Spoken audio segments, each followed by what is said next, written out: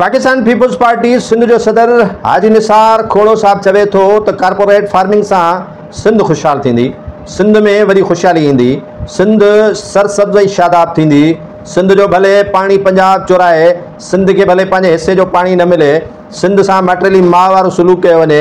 CSS जे इम्तिहान में first position हासिल कंदड़ मुसविर मिठियाणे के भले थर्ड जो पोजीशन ॾिनी वञे।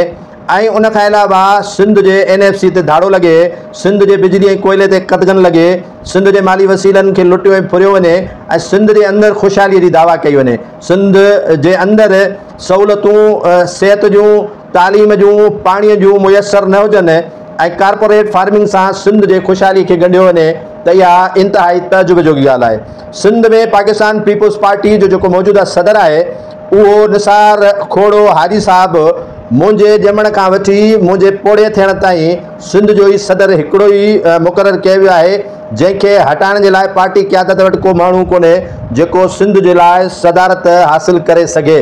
पीपल्स पार्टी जो अलमी इहो आहे त अहिड़ो शख़्स जंहिंखे सिंध जी परवाह घटि, पंहिंजी परवाह वधीक आहे, पंहिंजूं ज़मीनूं खोड़नि जूं या खोड़ा जेका स्टेट आहे उन मां ई कारपोरेट फार्मिंग लाइ ॾेई छॾे त उहो अञा वधीक बहितरु आहे। जेकॾहिं उन मां ज़मीन नथो ॾिए त आसिफ अली ज़रदारी साहिब जी ज़मीन ॾेई छॾे, अदी फरियाल टालपुर साहिबा जी ज़मीन ॾेई छॾे, हाजी अली हसन जी ठटे खैरपुर ऐं मुख़्तलिफ़ ज़िलनि में वरितल ज़मीन आहे उहा ई ॾेई छॾनि। पोइ सिंध जी ज़मीन खे कारपोरेट फार्मिंग लाइ ॾियण जो मक़सदु छा आहे?